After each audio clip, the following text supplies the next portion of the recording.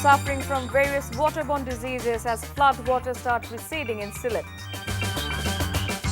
Do more to ensure safe return of Rohingyas from Bangladesh, PM urges global leaders. If Rohingyas get citizenship and security, they will go back home, says Filippo Grandi.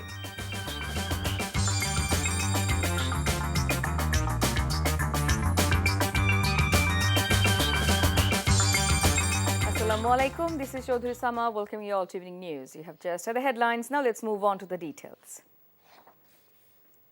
With flood water starting to recede in several areas of Sylhet district, many people are now suffering from various waterborne ailments, diarrhea and skin diseases. At least 114 diarrhea cases have been reported so far in the district. A civil surgeon in Sylhet said that those suffering from diarrhea have been asked to drink food saline as well as pure drinking water. A local resident of Charapar in Sylhet said many of his family members had contracted skin diseases after the flood water started to go down. Meanwhile, the flood situation in Suramganj has also improved as water started receding in many areas of the district. However, the Surma River is still flowing at the same level as the danger level at all points of Sylhet.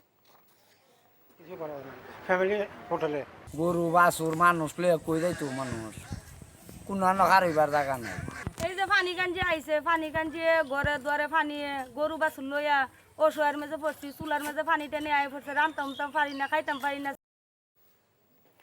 Prime Minister Sheikh Hasina on Monday reiterated her call to the international community to do much more to ensure safe, sustainable and dignified return of over 1 million forcibly displaced Rohingyas from Bangladesh.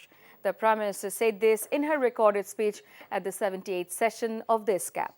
She said that when the world was struggling to recover from the impacts of the COVID-19 pandemic, the Russian-Ukrainian conflict came as a huge blow to the global economic and social stability. The poor and developing countries are experiencing the brunt of the war, she said. She mentioned the pandemic battered the health systems and economies of most of the countries across the world, where the poor and developing countries were the worst sufferer. Enhanced focus and active support of the international community to safe, sustainable and dignified return of these displaced people. Assist member states to get united to pursue sufficient allocation of funds and technology for climate change victim countries. Enhance regional financial cooperation to improve regional crisis management capacity. A divisional special judge's court in Chattogram rejected the bail petition of the wife of Tekna police station's former officer in charge and condemned murderer Pradeep Kumar Das in a case filed by the Anti-Corruption Commission for her alleged involvement in amassing illegal wealth. Pradeep's wife Chumki Karan, who remained absconding in the case for long, surrendered before the court at about 12:20 p.m. today and sought bail in the case, ACC Public Prosecutor Mahmoud Al-Haq said. Judge Munshi Abdul Majid of the court cancelled her bail prayer and ordered to send her to jail. He said that former OC Pradeep, also an accused in the case, was present in the case. Tekna police station's former officer in charge Pradeep Kumar Das and his wife Chumki Karan were accused in the case filed by the Anti-Corruption Commission over amassing wealth of about Taka 2,35,98,419 from unknown sources.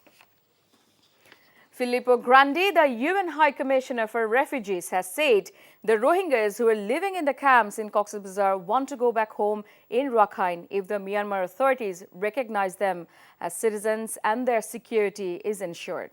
He said this while visiting the Rohingya camps in Cox's Bazar today. UN High Commissioner for Refugees Filippo Grandi yesterday kicked off his 5-day visit to Bangladesh to highlight the need for sustained international support for more than 1 million Rohingyas. This is the first visit by the UN Refugee Agency chief to refugee camps in Bangladesh since the pandemic began, following an earlier trip in March 2019. During his visit to the camps, he met Rohingya refugees and discussed their needs, challenges and hopes for the future. Rohingya situation such a priority crisis. most people and the religious leaders were most emphatic, want to go back to Myanmar, want to go back to their country, which is just across the river, near here. But of course they want to do this only if their security is guaranteed. A fire broke out at a Square Pharmaceuticals factory in Gazipur's Kaliakwir Upazila today.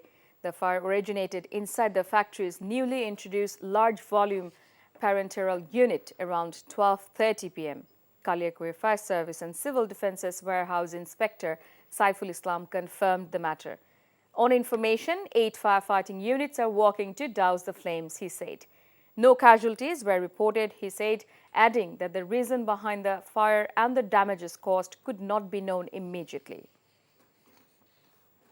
Members of Border Guard Bangladesh BGB on Monday seized 2.11 kg crystal methamphetamine ice worth over taka 10 crore in separate drives at Teknaf in Cox's Bazar. Tipped off, a team of BGB-2 challenged 2 smugglers coming from Myanmar at Kiora near Domdomia BOP around 4 a.m., said a BGB officer. Sensing danger, the smugglers left the drugs and fled the scene immediately. Later, the BGB men seized 1.056 kg of crystal meth. In another drive at Shahpuri Deep, the BGP men seized 1.063 kg crystal meth from the smugglers, who also fled the scene after facing BGB men there. 2 people and an Air Force officer were killed in Netrokona and Faridpur in separate road accidents. On Monday morning, a bus collided head-on with a truck on Netrokona-Mymensingh highway that took lives of 2 people, leaving 20 others injured. The deceased were identified as bus driver Shobuj Mia, who died on spot, and supervisor Sohel Mia, who died on the way to the hospital. The injured have been taken to Netrokona Adhunik Hospital and Mymensingh Medical College Hospital. In Faridpur, an Air Force officer died on the spot after his cover van rammed a truck in Faridpur. He was identified as Sergeant Abdul Bashar. The incident took place on Dhaka-Khulna highway. He was currently working at the Jashore airport. Following the re-outbreak of COVID-19 and the rapid surge in the number of daily COVID infections over the past few weeks, Saudi Arabia has banned its citizens from traveling to 16 countries, including India. The 16 countries where the citizens of Saudi Arabia are banned to travel apart from India include Lebanon, Syria, Turkey, Iran, Afghanistan, Yemen, Somalia, Ethiopia, the Democratic Republic of the Congo, Libya, Indonesia, Vietnam, Armenia, Belarus and Venezuela, reported Gulf News. Before ending, let's have a look on the headlines once again. People suffering from various waterborne diseases as flood waters start receding in Sylhet. Do more to ensure safe return of Rohingyas from Bangladesh, PM urges global leaders. Ensure citizenship and safe return of Rohingyas, Filippo Grandi urges Myanmar. And that's all for the news for now. To know updates, videos of this bulletin, visit our website www.ntvbd.com. Besides, visit our YouTube and verified Facebook page for updates over NTV's all popular programs and bulletins. Our next bulletin, Shunda Khabor, will be aired in Bangla at 7:30 p.m. Thank you for being with us. Have a good time.